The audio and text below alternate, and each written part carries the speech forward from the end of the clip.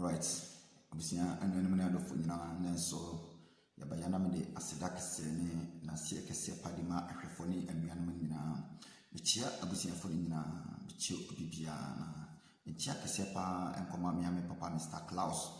papa me chia ba bibia wo bia sanso na ma me dan me chia papa da wasi ene abremi na wo futuo otade ma me abusia sanso edo bibia se abusia na me busa me sra mo se mo subscribe mon subscribe e ma wuri fi so be mi adoma no so abreni na mi di video tumpe na onsa akabi yo abusia anya no yeba ya na a very quick one yemia Twini Jonas nsam na okaka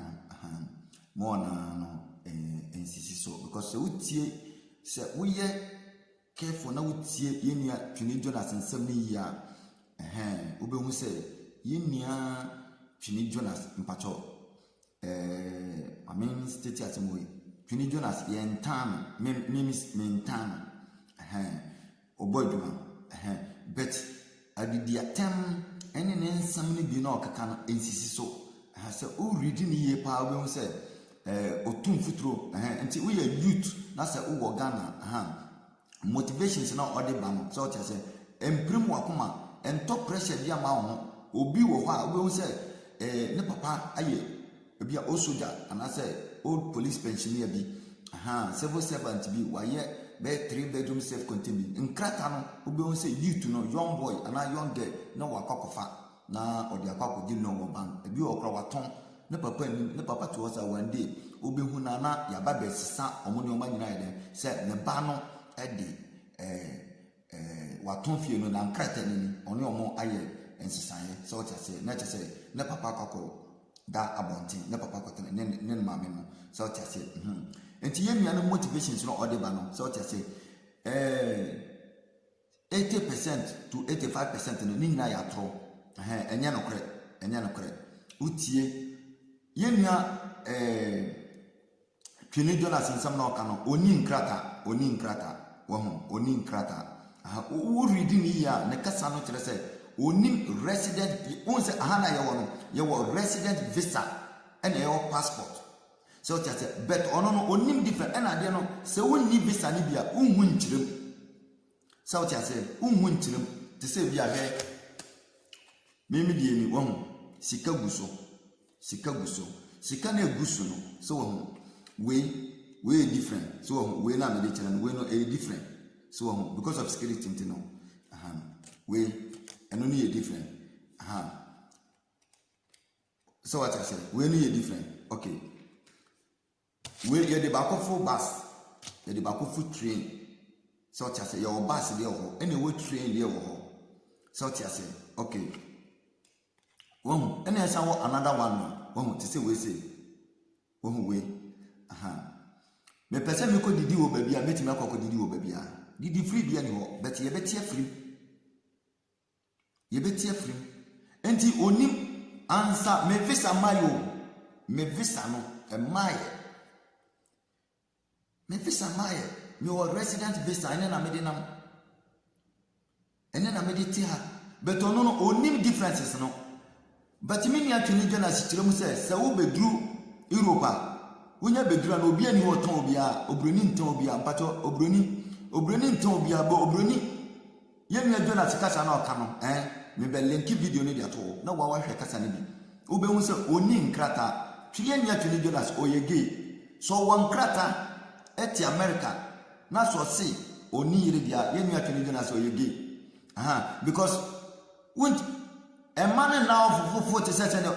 you was slave queens utua wo maka onu bisa se $1 million no obi akotena ya wo obi wo ho abrofo no mugu ho no citizens no kra no $1 million bi $100,000 ko bi fa na ni hu bi da e na wo na wa na nkrata kra wo nya bi no na ne omo di kan call first trade no omo di kan call ye no kra no to get $100,000 uye koke dealer uye drug dealer na Twini Jonas mini ahe se wo ho na wo ma wani anda ho na wo tam o papa je pade bi ukotwa kokofuo be ti sese 100 acres na woton na kukuru sika ko dru Europa masa Obeda bontin. Wobeda bontin. Sika no bobodi no. $20,000 $20,000 na last or say we $20,000 kra okwa flex mpacho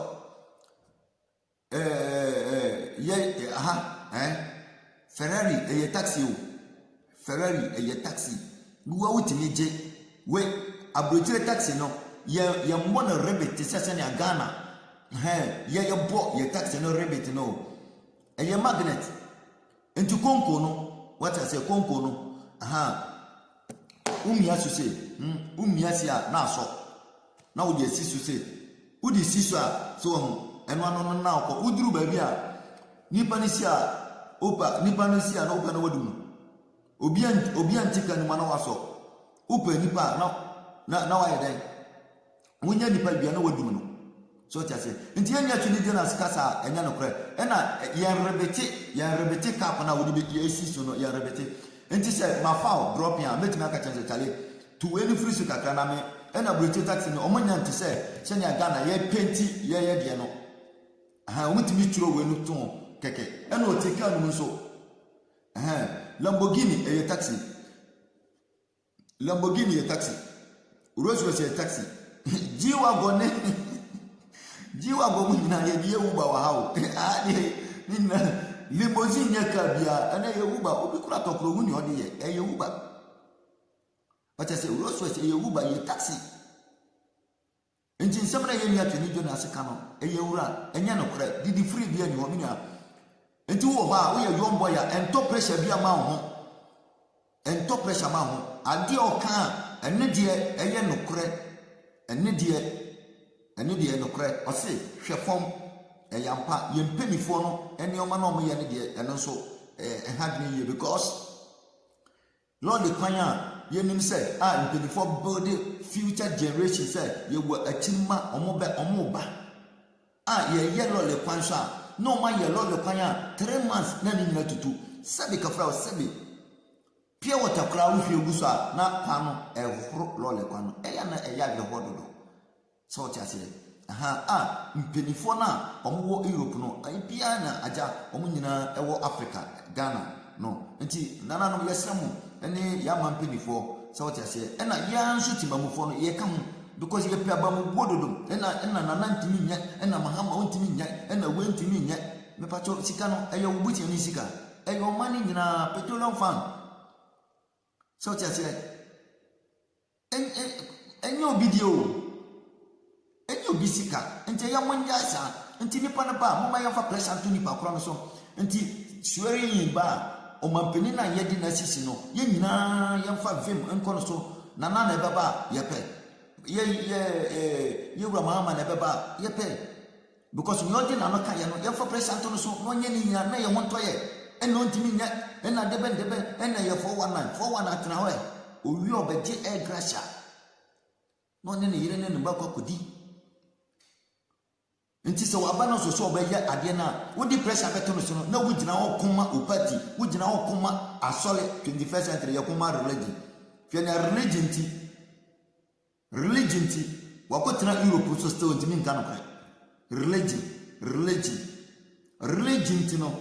wahu ene na ma yemi atuni jo na sefa mo no ene mu nyina mu wo Europe wahu so obi ntimi nka no kwa because asase no mu nyina bloggers no mu dikadi atro ene didikan nti eno ana twini jo na se no twini jana nti wo so yesra wo kase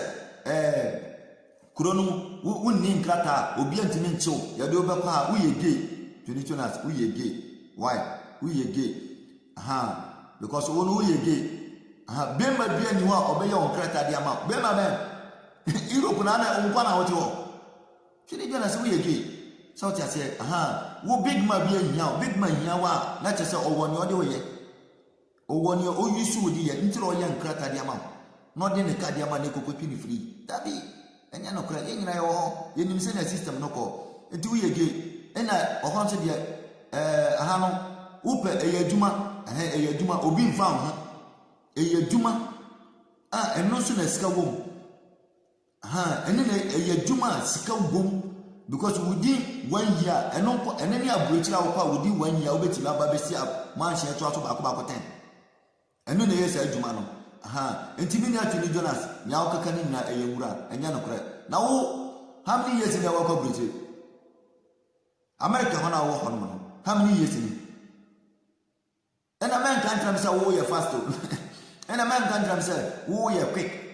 and now we are faster now wo ni mo WhatsApp that be no mo WhatsApp dia wo ye gay enti eno so de ye yusu na sika na ye de ma I say wa ko Europe na o pese o da no ko winsani ye be boa won so na wa ye den na wa ye ko winsani emfo obi ahun ye be to ama no ano so tia say o wi a o bro na o din kwa san police chi wo emfo obi ahun na we on who junkie so police for no kromu hia obi woni krata krafe ye mfi obi ji say we junkie enti ye ni Anthony Jonas nya o kaka ni nyina na kro bi anim na lole pan any glass nkwa any senia mpinifo na toto ni o ma yie no oho de fire ho ma ye na mpinifo adwen ye de embra so no mo toto ni o ma yie na mfa asudie embra ba se ope krata na wo broni krom ye na wo ope visa pra ba no ope visa aba no eye easy visa no de ama wo no resident visa no de ama wo e dia no mudwa no so wo se wo ko duru na wo tankrata de ene na che se wo ye gay Anthony Jonas why wo ye gay enti kanokre enti wo ka se woni because blacks no be Ghana for no munye gay enti no nya dia wo no betimi anante because gay for no money omo yongo gay for na anante enti why enti minia men kasa bebre pese wo hwe video ni bi neti omo na no nsam ni bi why tie nsam ni yie tie nsam ni yie obehu nyame so me kira na obehu se Anthony Jonas o ye gay oba de nshiro bibia me do bibia se ma wura mfi so obe subscribe to mi channel no another one oba de nshiro bibia me do bibia se piao ni o providing a free hotel ye 7 and up wi anwumre tie dia meka ni ye ye 7 te said ye sit tie said ye ya wo no krom ha no ane na free krom an ye 7 one broni na o free Canada ne visa awu dada dot krom ha no tie dia meka ni yo the same treatment and I make catch you say the same treatment and na say ne ho ato no said ye na yi no ene ye de na ba fie what you say what aso ti krom ha police for na be fa no ambulance for na be fa no aban na kobo ne ho kan hospital wo coronavirus chi wa ye free sika ye che ne wo ye chema coronavirus patient ni nyina ye free onya bi onya krom ha ni ne passport na ekura no ye ID card ne passport no a ekura no ye ne ID card tie dia meka no broni bia ni wodo be ko krom omoboa ema kwase bia nada onim hwe on waji misi bibini de wajimi ya enke watu kwan wabehia nua ehunahuna no woni ne nyina nka momba ko na muntimi develop mu nkomanim so da bi on de jimi anopatu anwumna no ahunahuna ni nua nom sa no krekro nka bi nkyerɛw no dada obi ani wodo beko ba bia ana inkrata na omo kala enye hu bia de hia se wo ne yire wo Ghana ha oba wuhia broni bia na krom ha ni bia ya wo no so ye bibini so ye kala bio ware ne keke ware ne keke otiwa wo ware ne keke broni de ne ko wa me yiri nie enu anu no na omo de ade na se ne abrew se wo papa nso na wo Ghana no abefa do aba ana maame anu abefa o prove se ye ne ma ne ba no ne ba ne maame no we no kre no broni ne pese ohun se wa ba no o mene na mabontin ko wi obibibi o mede da abontin rofro wonim obi anu abakrom ana wo hu on nam rofro me was so many business people omo eba krom ha before COVID-19 say wonim broni bi anti asema o me kan on ti ase omo fifiri other countries be business wa New York City omo wo companies wa ha no India phobia omo wo mo akese a wo ha se a e omo de o but omo free India na abebie wa ha anti omo ba business ano COVID-19 ti o maka ha mo pese on beko because plane num no yes COVID na ma timinya virus no enti bebre pese on beko men minim Ghana ni bia me Ghana for minimum wa minimum hihia kwa kan keke ba abrofo na me om nam na om nyina e millionaires business enti minim abrofo no mo sen abibifo no ena me